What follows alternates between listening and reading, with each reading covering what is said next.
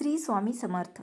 पुन्हा एकदा तुमचं आपल्या यूट्यूब चॅनलमध्ये स्वागत आहे. स्वामी कृपेने तुमचा आजचा दिवस आनंदात जाऊ ही स्वामीचरणी प्रार्थना करते आणि आजच्या व्हिडिओला सुरुवात करते. शुक्र ग्रहाचे फक्त राशी गोचरच नाही तर नक्षत्र गोचरही महत्त्वाचे मानले जाते.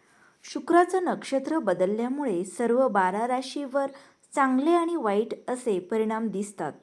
सध्या शुक्र वृश्चिक राशीत आणि अनुराधा नक्षत्रात आहेत. उद्या धन आणि समृद्धी देणारा शुक्र आपल्या चालीत बदल करणार आहे.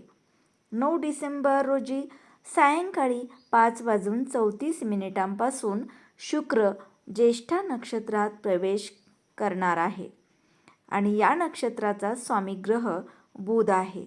20 डिसेंबरच्या सकाळपर्यंत शुक्र याच नक्षत्रात राहणार आहे. अशा वेळी बुधाच्या नक्षत्रात शुक्र गोचर केल्यामुळे कोणत्या राशींना मोठा फायदा होऊ शकतो ते आज आपण आजच्या या व्हिडिओत पाहणार आहोत. त्यापूर्वी चॅनेलवर नवीन असाल तर चॅनेलला सबस्क्राईब करा. पहिली रास आहे मिथुन. तुमची अनेक वर्षांपासून रखडलेली कामे आता वेगाने पूर्ण होऊ लागतील. धनसंपत्तीत वाढ होण्याचीही शक्यता आहे.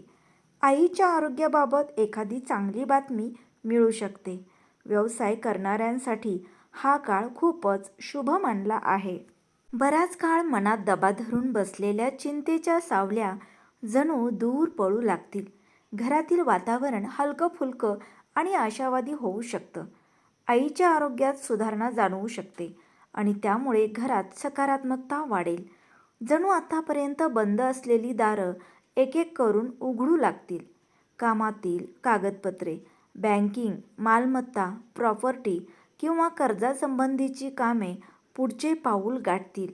करिअर जणू वरिष्ठांचे लक्ष तुमच्याकडे वेधले जाईल. कामाची दखल घेतली जाऊ शकते आणि त्यातून नवे प्रोजेक्ट किंवा जबाबदाऱ्या मिळू शकतात. भावनिक आयुष्यही उजळू शकते. एखादा जुना गैरसमज मिटू शकतो. त्यानंतरची पुढची रास आहे कन्या. बुधाच्या नक्षत्रात शुक्र गोचर केल्यामुळे कन्या राशीच्या लोकांना फायदा होईल. कायदेशीर प्रकरणामध्ये तुम्हाला यश मिळू शकते. व्यवसाय करणाऱ्यांना एखादी चांगली बातमी मिळू शकते.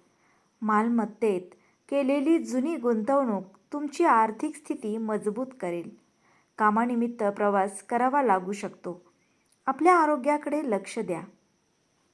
लग्नभावात तयार होणारा हा मंगळ आदित्य योग बुद्धी, ज्ञान, आत्मविश्वास आणि भाग्य यांना विशेष ताकद देतो. या काळात आर्थिक स्थितीत सुधारणा स्पष्टपणे दिसेल.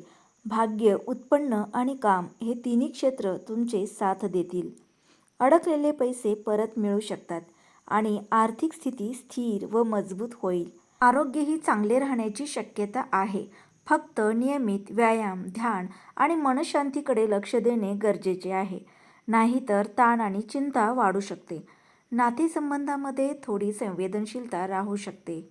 यानंतरची रास आहे मीन. मीन राशीच्या लोकांसाठी बुधाच्या नक्षत्रात शुक्र गोचर केल्यामुळे हा काळ शुभ मानला जात आहे. घर, परिवार आणि पूर्वजांचा तुम्हाला आशीर्वाद मिळेल. शुक्राच्या कृपेने समाजात तुमची पद आणि प्रतिष्ठा वाढेल. व्यवसायाशी संबंधित कामामध्ये तुम्हाला फायदा होईल. पैसे अडचणीही हळूहळू कमी होऊ लागतील. खूप दिवसांपासून अडकलेली कामे पूर्ण होतील. विचार करून केलेली योजना यशस्वी ठरेल.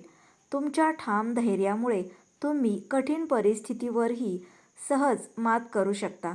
तुमचे निर्णय आणि कामाची प्रशंसा होईल. तुम्ही धार्मिक कामामध्ये सक्रिय राहाल आणि दानधर्मही कराल. खूप दिवसांपासून दिलेले पैसे परत मिळण्याची शक्यता आहे. सरकारी कार्यालयामध्ये अडकलेली कामे पूर्ण होतील. तुम्ही जर कोणत्याही सरकारी टेंडरसाठी अर्ज करायचा विचार करत असाल तर हा काळ तुमच्यासाठी अनुकूल ठरेल. स्वामी भक्तांनो, आजचा व्हिडिओ आवडल्यास लाईक करा, शेअर करा. चॅनेलवर नवीन असाल तर चॅनेलला सबस्क्राईब करा. पुन्हा भेटूयात अशाच एका नवीन व्हिडिओसोबत. तोपर्यंत श्री स्वामी समर्थ.